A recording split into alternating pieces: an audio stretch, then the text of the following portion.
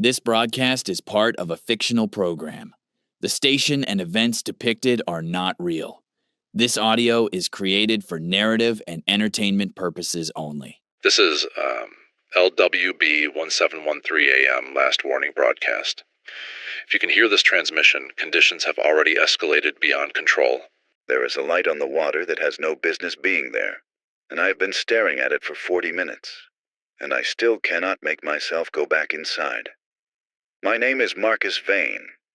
I run a two-boat salvage and dive operation out of Harrow Cove on the northern coast. And if you're hearing this, it's because I put it on my phone and I'm sending it to everyone I have a number for, because I don't know what else to do, and I need somebody sober to tell me I'm not losing my mind. Let me start with the thing that matters. 6 miles offshore, out past the shipping lane, out past where anything is supposed to be, there is a lighthouse. A real one. Stone tower, gallery deck, the whole shape of it black against the sky, and its lamp is turning. Slow, deliberate. A long white sweep, then dark, then the sweep again. The problem is that there is no lighthouse 6 miles offshore. There was one. Kestrel Rock Light. It went dark in 1906, and it did not go dark quietly. The rocket stood on cracked and dropped into deep water during a winter storm, and the tower went with it, and the 3 keepers went with the tower, and none of it was ever recovered. There is nothing out there now but a charted hazard and 80 feet of cold black water. I have dived that spot. I have run my boat over that spot 100 times. There is no tower. There has been no tower for 119 years, and it is turning its light at me right now. I first saw it at 9:14 tonight. I was on the back deck of the Aldermast, my main boat, hosing salt off the winch after a long charter, and I looked up, because something in the dark had changed the way you notice a clock has stopped, not by hearing it, but by the silence.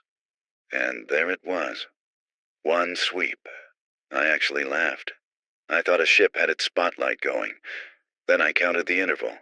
Every 11 seconds. A clean white flash every 11 seconds. From a fixed point that does not move with the swell, does not drift with the current, does not behave like any vessel I have ever tracked. I went and got the old chart out of the wheelhouse, the paper one, the good one, because I did not trust myself. And there it is on the chart, printed small.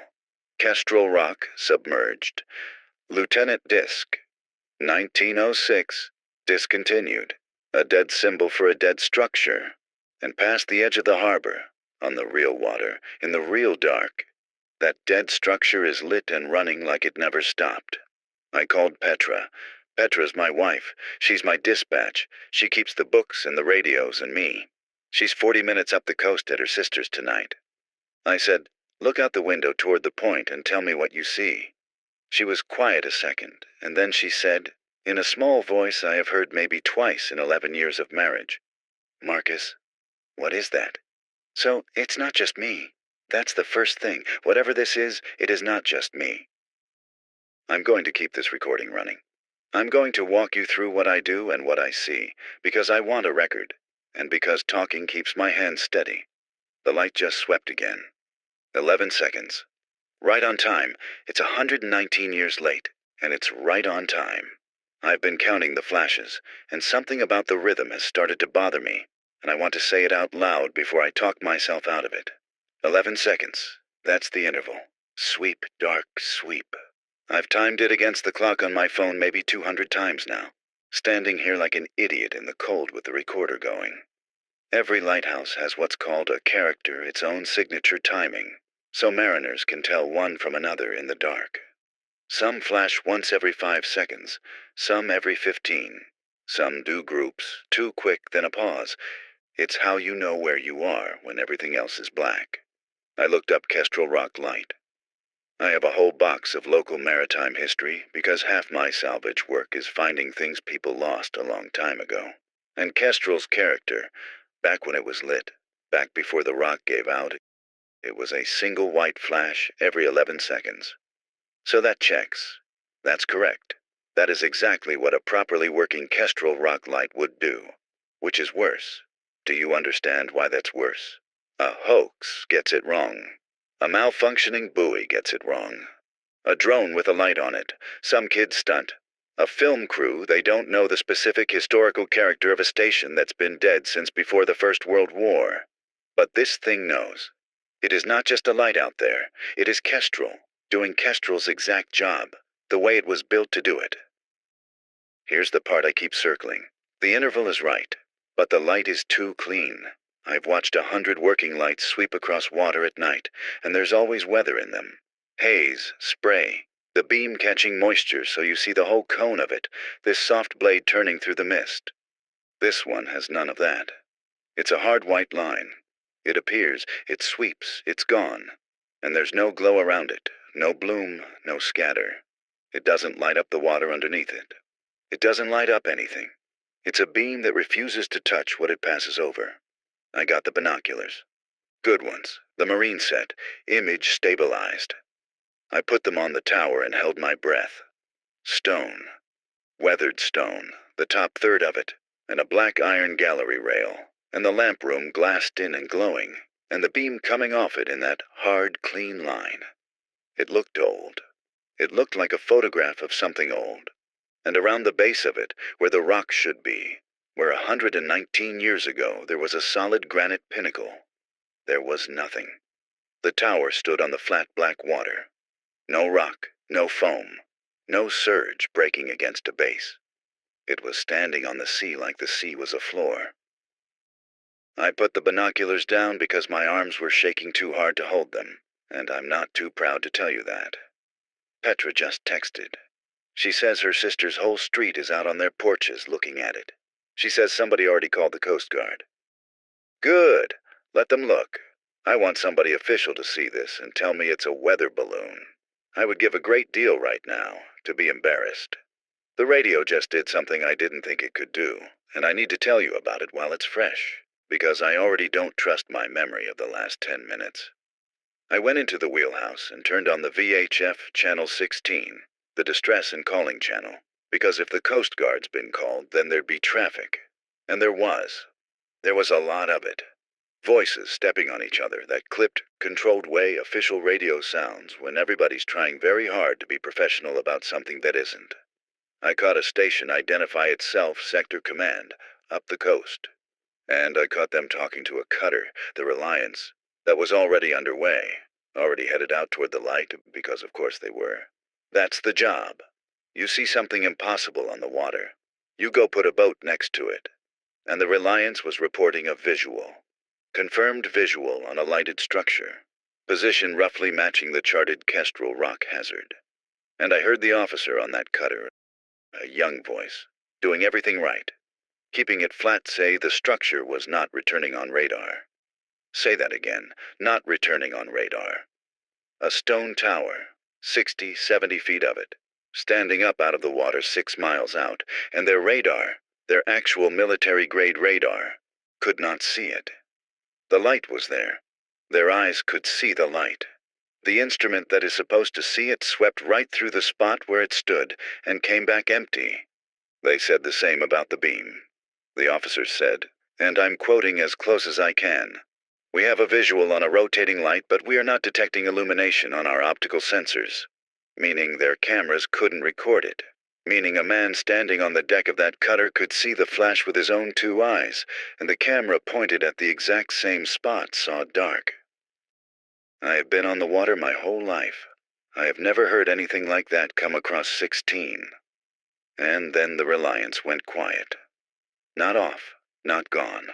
Quiet. Sector Command called them, and called them again, and there was a stretch of maybe 90 seconds I counted. I count everything now. It's the only thing keeping me level, 90 seconds of nothing but the hiss of an open channel. Then the officer came back, and his voice was different, slower, like a man who's been woken up. He said, "Sector, be advised, we are seeing personnel." Sector said, "Reliance, say again personnel where over." And he said, "On the gallery deck. There are men on the gallery deck of the light." Nobody said anything for a second. The whole channel just held.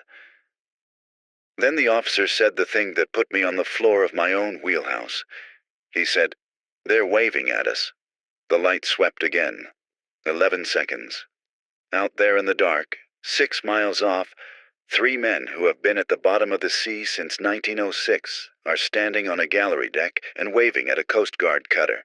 And the cutter can see them, and the radar can't, and I'm recording this so that when it's over, somebody knows it was real. I keep telling myself not to do the thing I have already decided to do. Petra knows me. She called instead of texting, which means she knew. She said, "Marcus, do not get on that boat." And I didn't answer fast enough, and she said it again, harder. "Do not get on that boat, do you hear me?" And I said, I heard her, which is not the same as saying I'd listen. And she knows that too. There was a silence on the line, and then she said, quieter. "You always do this. You always go toward the thing." And she's right. That's the whole reason we have a salvage business and not a normal life. I go toward the thing, but I want you to understand the reasoning, because I need it to sound like reasoning and not like a man losing his grip. The reliance is out there. Real people, my kind of people, water people, and their cameras won't work and their radar's blind and they just watch 3 dead men wave hello. If something goes wrong for that crew, the nearest help is me. I'm the closest capable vessel with a full dive rig and 40 years of these waters between my father and me. That's not bravado. That's the actual situation. If they need a hand, I'm the hand. That's what I told Petra. She didn't believe it, and neither do I. Not all the way, because underneath the reasoning there's the other thing, the thing I don't say out loud, which is that I have wondered about Kestrel Rock my entire life. My grandfather used to talk about it. 3 keepers went down with that tower, and the sea kept every one of them. And there's a part of me, the part Petra married, and the part Petra is afraid of, that has always wanted to know what's down there.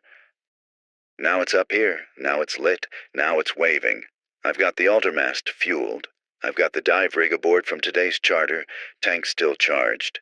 I've got the good radio and this phone and a headlamp and every ounce of sense my father beat into me. And I'm going to run out there slow and careful and stay well off. Just close enough to be useful. And I want this on the record, I am not going to set foot on that tower. Petra made me promise. So I'm promising all of you too, because a promise you say out loud to a lot of people is harder to break. I will not go up the tower. I will stay on my boat. The engines are warm. The light is still turning. 6 miles. At my speed, in this swell, maybe 40 minutes. I'm casting off. I've been running for 15 minutes, and the sea has started doing things I don't have words for, so I'm going to try anyway. First, it's flat. Not calm flat. When I left the harbor, there was a decent swell. 3 feet, the ordinary breathing of the ocean at night. And the aldermast was rolling through it the way she always does. And I had the wheel loose in my hands, riding the motion the way you do when you've done it 10,000 times. And then, about a mile out, it just stopped. Not gradually. I crossed a line. There was chop behind me, and there is glass in front of me. And the boat went from rolling to dead level in the space of a single wave. And the wake I'm leaving is the only disturbance on the entire surface as far as my lights reach. Water does not do that. Water is never flat like this. Not the open ocean, not ever. It's flat like a table. It's flat like something is holding it down. Second thing. The light is getting closer, obviously. I'm driving straight at it, but it is not getting bigger the way it should. I've been on approach to plenty of lights, and there's a math to it. The way the structure grows in your windshield as the distance closes. And this one isn't following the math. 15 minutes of hard running, and it looks maybe slightly larger than it did from my dock. Either it's much farther away than the chart says, which is impossible because I know these waters, or it's much bigger than a lighthouse. Which is, I don't want to finish that sentence. Third, and this is the one that made me throttle back and just sit here a minute with my heart going. The stars are gone ahead of me, not clouded over, gone. Behind me and to the sides, full sky, the whole cold spread of it. The way it is on a clear night out here where there's no city glow. But ahead, in a broad arc centered on the light, there are no stars, just black. A clean edge to it, a curve, like something enormous is standing between me and the sky, and I can only tell it's there because of what it blocks. The tower is at the bottom of that hole in the stars. I got on channel 16 to raise the Reliance. I could hear that they were still transmitting. I could hear the carrier. That little breath of open channel, but the words were wrong. Slowed down, stretched. A man's voice pulled like taffy, so deep and so long that I couldn't make out a single word. Just this low, warped moan that used to be somebody talking. I switched channels. Same on everyone. The whole VHF band is that stretched, drowning voice. I turned it off. I couldn't listen to it. Then I did the thing you're not supposed to do, which is I stopped trusting my instruments and started trusting my eyes, because my instruments have all quietly gone insane. My compass is turning, not swinging turning, slow and smooth all the way around, like the second hand of a clock, like north is a place I'm circling instead of a direction. My depth sounder says I'm in 4 feet of water. I'm 6 miles offshore over the deepest hole for 30 miles, and it says 4 feet. And then it says nothing. And then it says 400, and then it says 4 feet again. My GPS has me sitting in the middle of the town square, on dry land, a place I have never once taken this boat. Only my eyes still work. And my eyes are telling me I'm alone on a sheet of black glass, driving into a hole in the night toward a light that flashes every 11 seconds and is standing on the water where 3 men drowned before my grandfather was born. I should turn around. I know I should turn around. There's a shape on the water ahead, low, between me and the tower. I'm easing the throttle up to see it. It's the Reliance, the cutter, dead in the water, all her lights on, and not moving at all.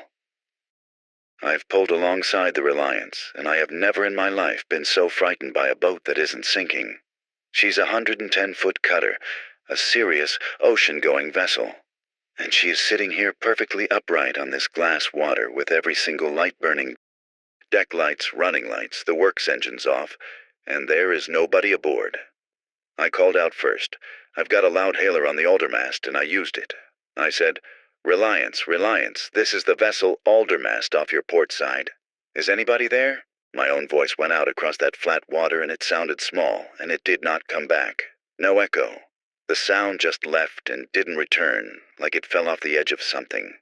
I brought the aldermast in close, fenders out, and I got a light on her decks. Everything's in order. That's the thing. It's not wrecked. There's a coffee cup sitting on the rail near the pilot house door. Upright, not spilled. On a boat that's been sitting on glass. There's a jacket over the back of a chair I can see through the window. The boarding ladder's still stowed. Nothing's broken, nothing's burned. It looks like a crew of, I don't know their complement, 12, 15 people. It looks like a whole Coast Guard crew stood up all at once in the middle of whatever they were doing and walked off the boat. Except there's nowhere to walk to. There's no other vessel. There's no land. There's the tower 1/2 mile on now, still turning its light, and there's the water. And there's me. I got back on my own radio, tried 16 again, and the stretched voice thing was gone. It was just dead air now. Clean, empty, dead air. Somehow that was worse. I want to be honest about my own head right now, because I promised myself I'd keep this straight. Part of me wanted to board her. Every instinct I have as a mariner says you do not leave a vessel in distress unsearched. You get aboard, you check every compartment. Somebody could be hurt below. But every other instinct I have the animal one, the one my father called the good coward, the one that's kept me alive on wrecks and in currents that took better men, that one is screaming at me not to touch that boat. Because whatever took that crew is still here. I can feel it the way you feel a thunderstorm before it breaks. That pressure in the teeth, that wrongness in the air. And then I saw the log. Through the pilot house window, on the chart table, there was a page. Their deck log, open, and somebody had been writing in it, and the pen was still lying across it. I couldn't read it from where I was, so I brought the aldermast forward another few feet and put my brightest light right on the glass, and I could just make out the last lines. Big letters, getting bigger and messier down the page, the way handwriting does when the hand's not steady. The last 3 entries. I'll read them the way they were written. They know our names.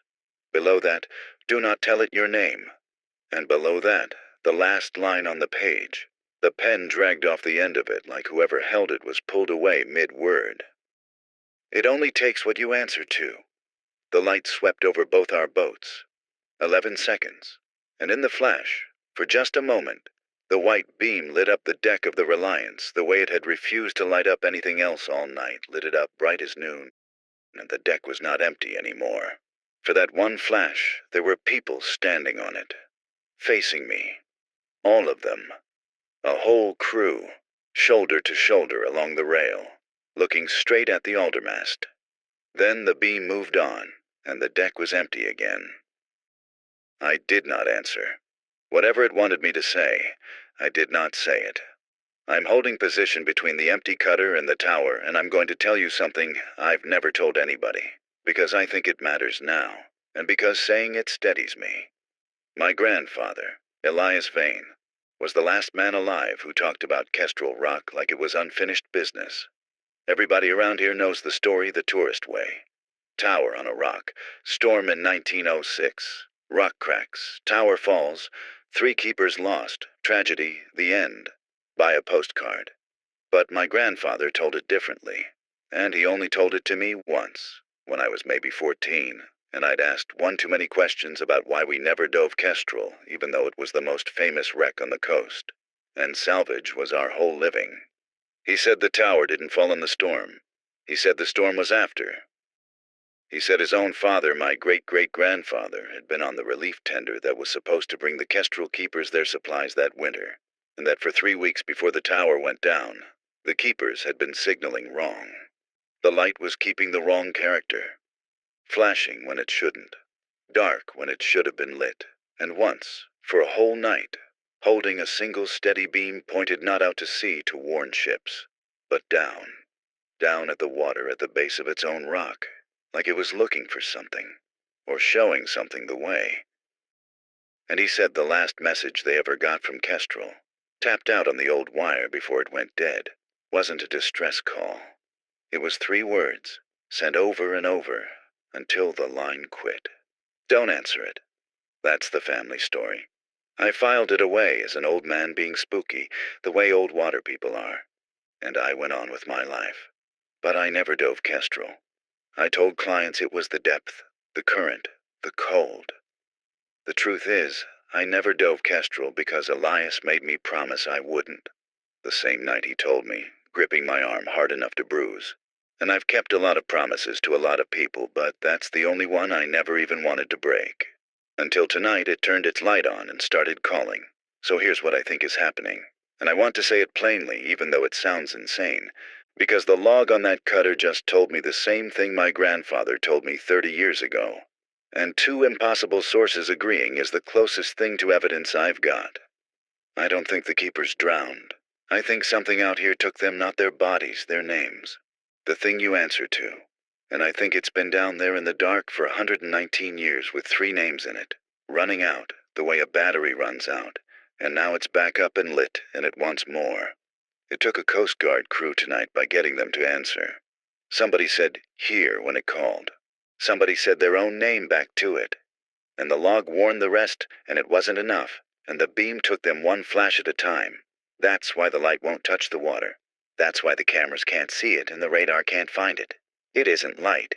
It's the shape of a light, worn like a coat, and the only thing it actually illuminates is the thing it's about to take. I know how this sounds. 2 hours ago I'd have laughed at me. But I'm out here on flat black water next to an empty government boat under a hole in the stars. And the log said, "Don't tell it your name," and my grandfather said, "Don't answer it." And I'm starting to think the only reason I'm still myself is that I've spent this whole night talking to you instead of to it. So I'm going to keep talking to you. The light just swept again, and this time, when it passed over the aldermast, I heard something under it, a voice, very small, very far away. It said, "Marcus." It said my name, and I have not said anything back, and I want a witness to the fact that I have not said anything back. I don't know how it knows. Maybe it doesn't matter how. Maybe out here names just float loose and it plucked mine off the water. Maybe it read it off the transom of my boat, the aldermast's, got my company name on her, Vane Marine, painted right there on the hull. Maybe it heard Petra on the radio saying it over and over. Don't get on that boat, Marcus. Maybe it's been listening to this recording. I don't know. I've stopped needing to know things tonight. I just need to not answer. Because here's the trap. And it's a good one. It's a beautiful one. And I only see it because my grandfather saw it first. When something calls your name, the most human thing in the world, the thing you do 1,000 times a day without a flicker of thought, is you respond. You say, yeah? You say what? You say, I'm here. You turn toward it. Answering to your name isn't a decision. It's older than decisions. It's stitched so deep in you that a man in a coma will sometimes twitch when you call him. That's the door. That's the whole door. It says your name in a small, kind voice from far away in the dark, and every instinct you have leans toward it. And the second you lean back, the second you say, yes, that's me. I'm here. It has what it came for. The keepers answered. The cutter crew answered. And I have spent my whole life being the man who goes toward the thing. And this is the one time I have to be a man who doesn't. It said my name again. Different voice this time. It used Petra's voice, my wife's exact voice, the way she sounds when she's scared and trying not to be. And it said, Marcus, come here. And my whole body turned toward it before my mind caught up, and I bit down on the inside of my cheek, hard enough to taste blood. And I did not answer. That's not Petra. Petra's 40 miles up the coast on a porch. I know that. I have to keep knowing that. I'm going to do the only smart thing left. I'm going to turn this boat around, and I'm going to run for the harbor at everything the aldermasts got. And I'm going to keep talking to you the whole way, and I am not going to answer to anything that isn't you. I'm bringing her about now. The tower's light just stopped turning. It's pointed at me. The beam is on me, and it is following me, and I am running for my life across water that will not let me leave. Let me tell you what following means, because I need you to feel it. The moment I brought the aldermast around, the tower's lamp stopped its slow 11-second sweep and locked. It swung to point straight at my boat, and then it just held, and when I opened the throttle and ran, it tracked me. Smooth. Effortless. That hard white line pivoting to stay dead on my stern, no matter how I steer. I've thrown 3 course changes at it, hard ones, the kind that heel this boat over and stack the gear on the deck, and the beam doesn't hunt or lag or overshoot. It knows where I'm going to be before I do. And it's getting closer. Not the tower's still back there at the bottom of its hole in the sky, but the light itself, the beam, is behind me, and it is gaining. And I understand now that the beam is the thing. The tower's just where it lives. The light is what reaches. Here's what happens when it touches. I've seen it twice now in my own mirror, where the beam falls on the water behind me. The water goes wrong. It goes still and bright and flat, brighter than it should, lit up like a photograph, and then it's not water anymore. It's a floor, a solid pale floor. And I swear on my life that the second time, in the half a second the beam lingered before I swerved, I saw the crew of the Reliant standing on that floor of light in my wake. Standing in the sea behind my boat like it was a road, facing me, getting smaller as I ran, but not because they were falling behind, because they were staying exactly where they were, and I was leaving them. 15 people standing on the ocean in the dark, and not one of them moving, and all of them looking at me. I have to keep my eyes forward. Every time I look back, it's closer. The stars are coming back ahead of me, which means the harbor's out there, which means the edge of this thing is real, and I'm driving toward it. There's a line up ahead where the glass water becomes chop again. I can see it, a band of ordinary broken seas shining under my running lights, and I have decided that line is the border. If I can get across it past the flat, back into water that behaves, I think I'm out. I don't know why I think that. I think it because it's the only thing left to think. It's about a mile. At this speed, maybe 4 minutes.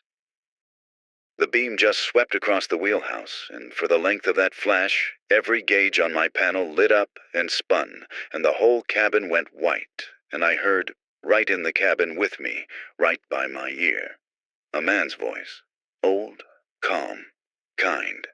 and it said, "You can stop now, son. You've done enough."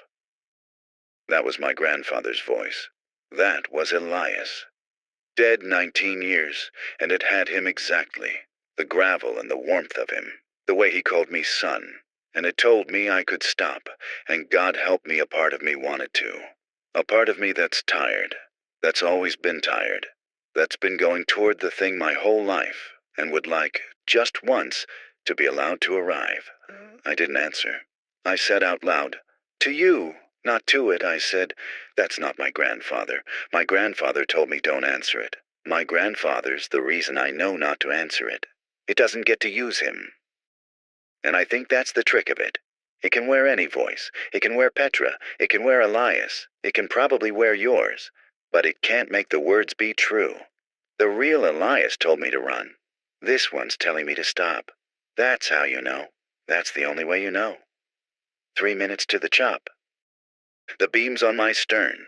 Don't answer it. Whatever you're hearing right now, wherever you are, don't answer it.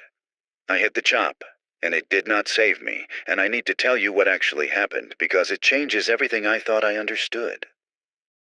I came screaming toward that border, that line where the flat water broke back into ordinary sea, and I aimed the aldermast at it like a wall I could smash through, and I crossed it. I felt the boat start to roll again, felt the swell pick her up, felt the ocean become the ocean, and for 1 second I thought, that's it, I'm out, I made it, and the light crossed with me.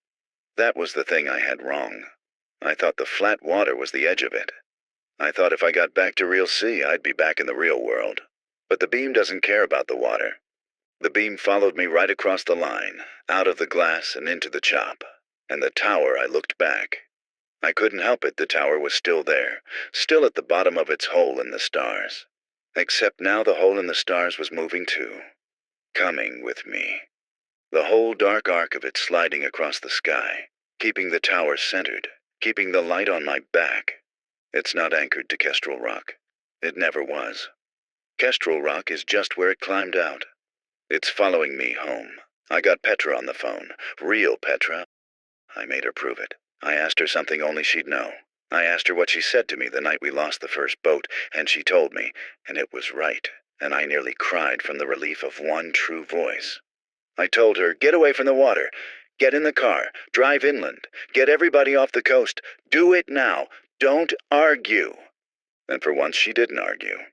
I could hear her already moving, already grabbing her sister, and she said, "Marcus, is it coming for the town?"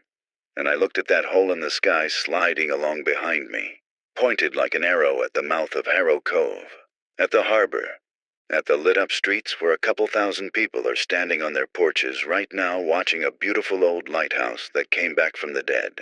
And I understood what it's doing. It's not chasing me. I'm not the prize. I'm the lure it followed to a bigger light.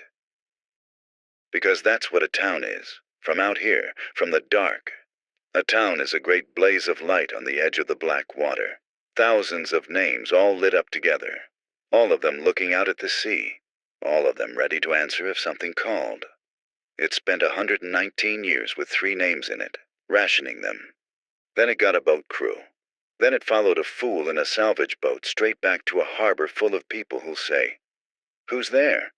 the second it knocks. I led it home. I went toward the thing, like I always do, and I turned around and brought it back with me. And there are 2,000 people between it and the shore who don't know that the light they're admiring is learning their names off their own front porches. I'm on the radio now. Every channel, the loudhailer, the phone, everything I've got.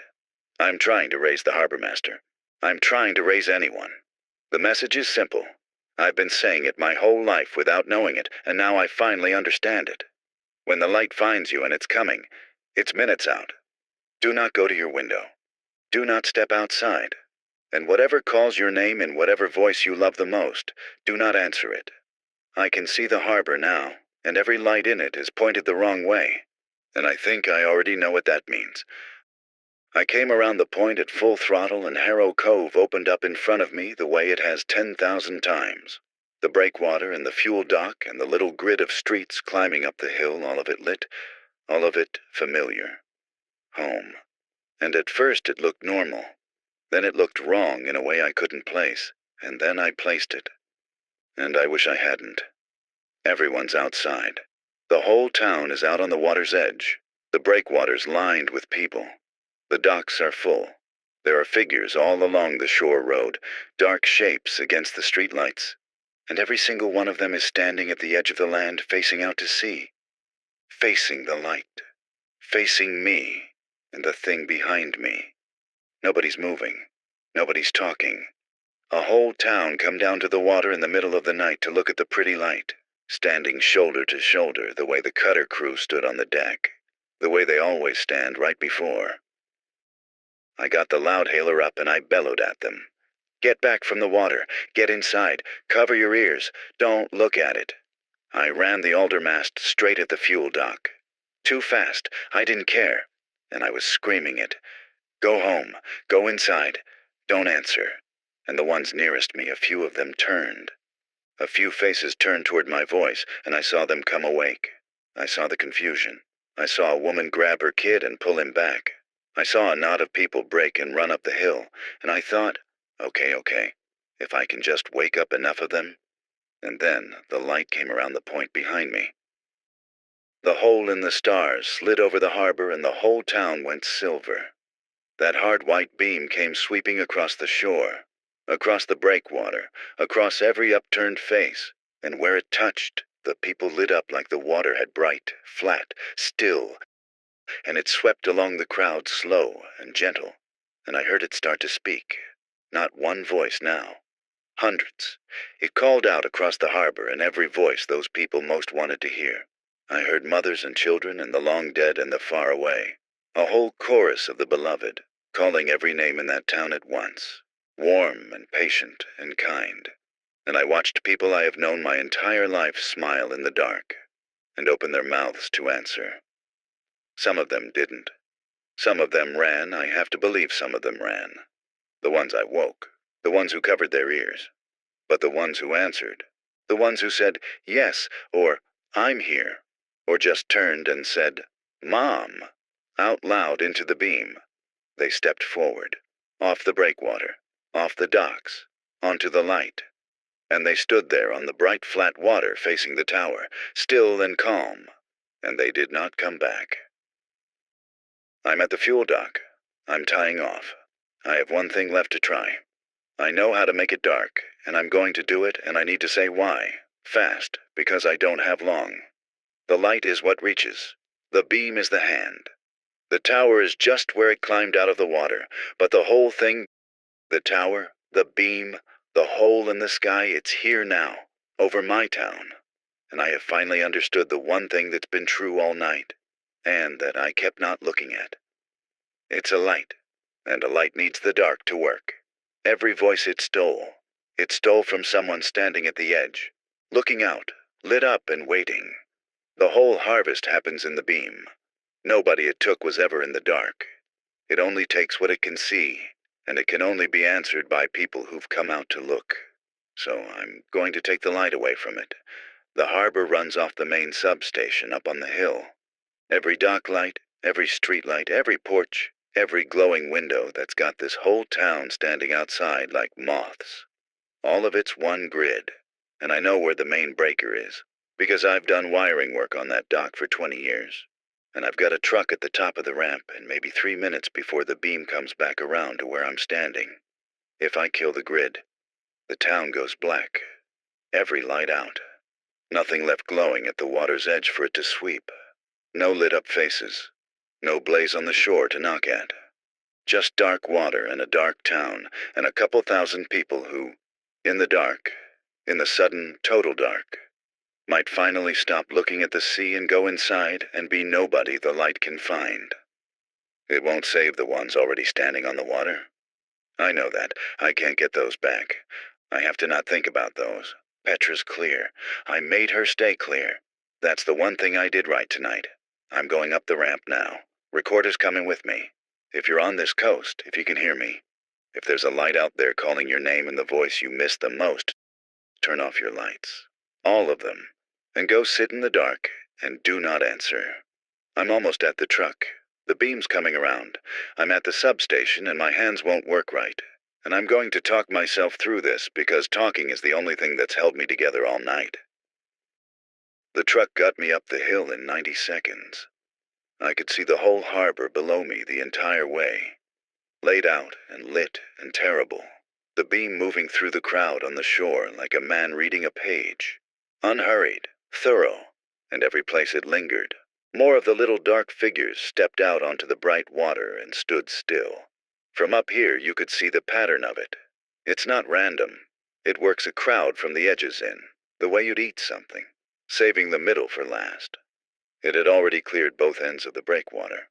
It was working toward the center, toward the fuel dock where I'd been standing 30 seconds before. The substation's behind a chain-link fence I've had a key to for a decade because I do contract work for the Harbor Authority. My hands were shaking so bad I dropped the keys twice in the gravel and had to feel for them in the dark. And the whole time the light was down there below me calling. And now that I was closer, now that I was out of the boat and the engines weren't drowning it, I could hear it clearly for the first time. It was calling everyone, all at once. A soft, overlapping flood of names and endearments. Come here, I've missed you. It's all right now.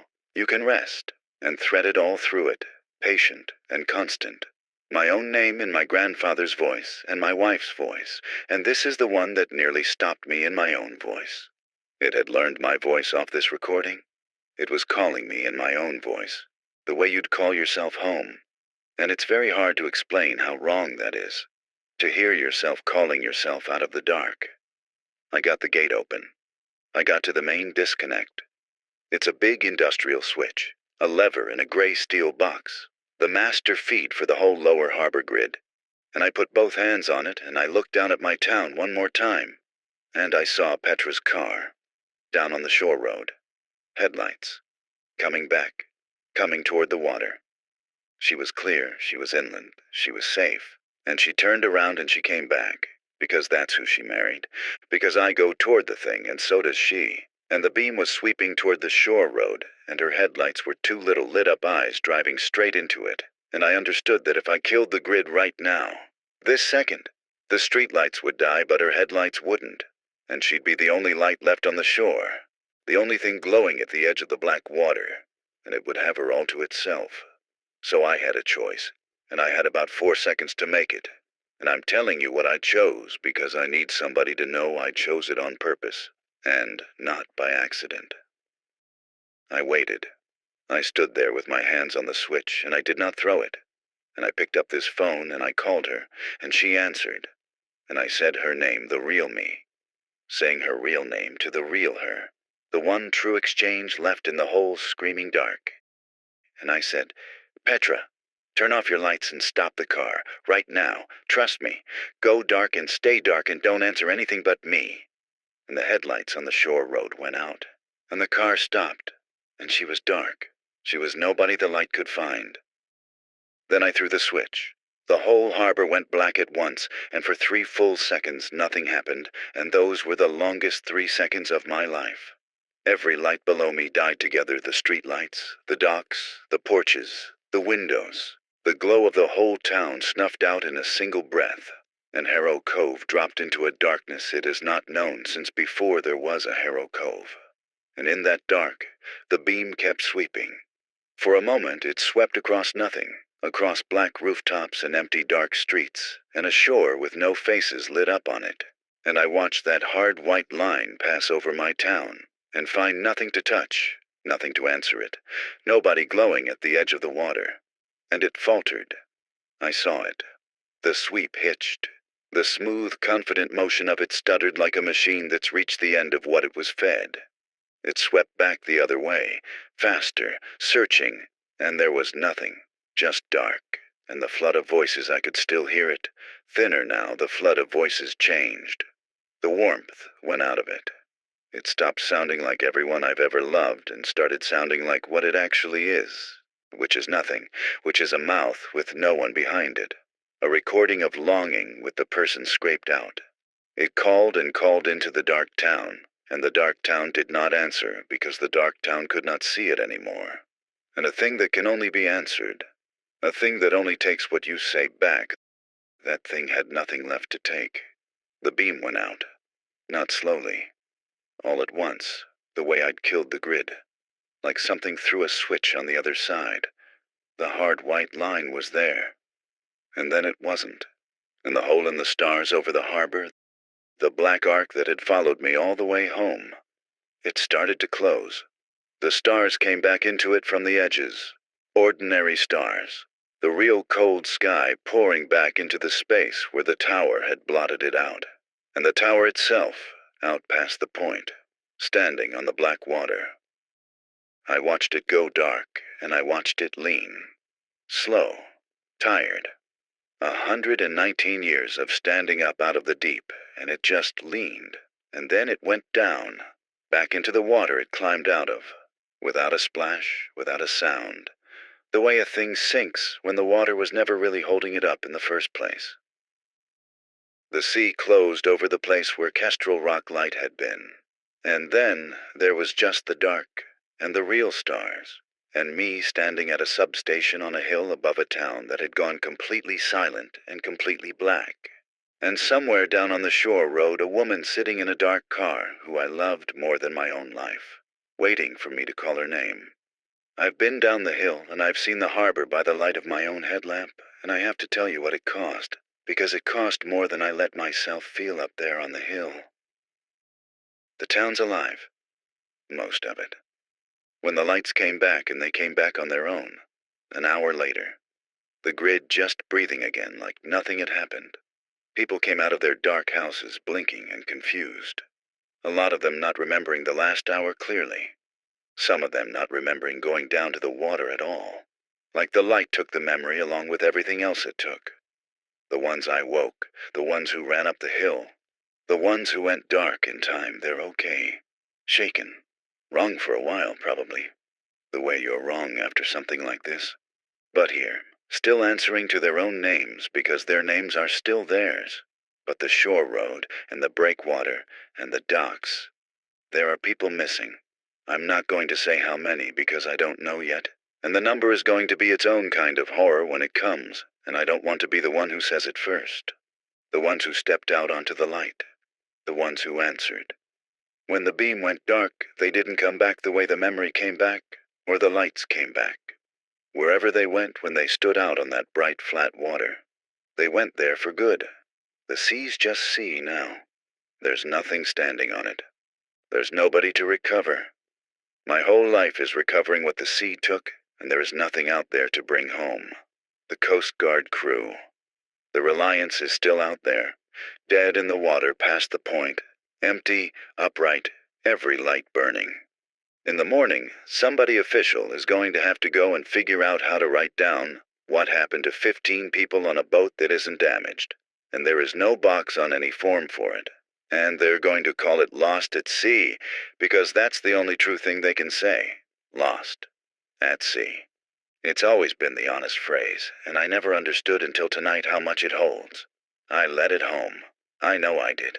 I went toward the thing and I brought it back and people are gone because I couldn't stay on my dock and let a dead light turn all by itself 6 miles out where it couldn't hurt anybody. And I turned it off. I know I did that too. I don't know how to hold both of those at once. I'm going to have to learn. She was still in the car when I got there. In the dark, exactly where I told her to be. And I want to tell you about that because it's the only part of this night I can stand to remember gently.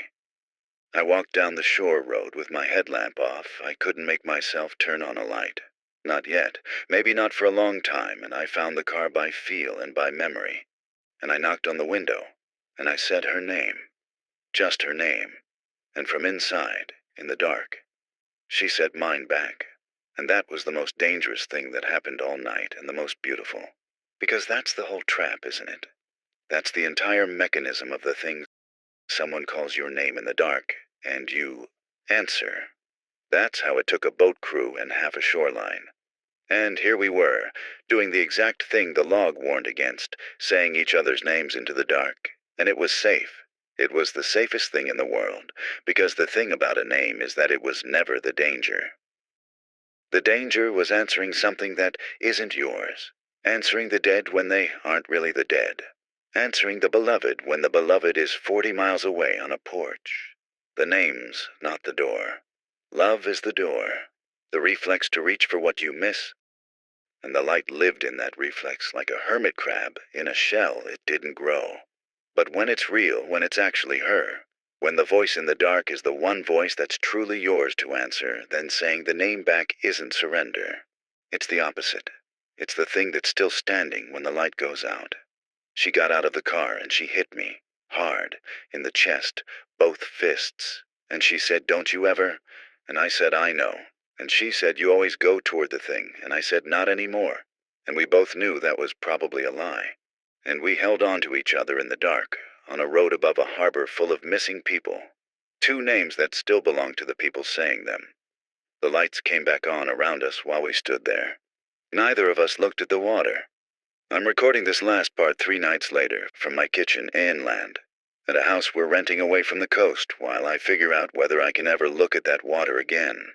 I'm sending the whole thing out, everything from tonight, everything from the boat, all of it.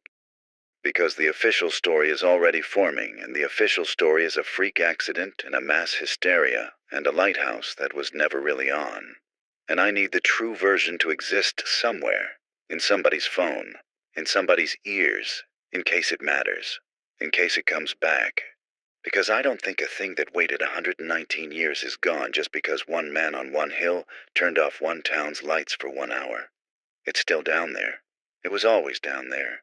Kestrel Rock is just the door it uses, and doors don't stop being doors because you shut them once. So, here's what I need you to keep. The one thing, the thing my grandfather gave me and his father gave him, the thing the keepers tapped out on a dying wire in 1906, and a Coast Guard officer wrote in a deck log with a pen that got pulled out of his hand. If you ever see a light on the water that shouldn't be there, old, clean, flashing patient in the dark, calling in the voice you'd give anything to hear again, turn off your lights, go into the dark, and whatever it says, however much you love the voice it says it in, don't answer it. The tide's coming in.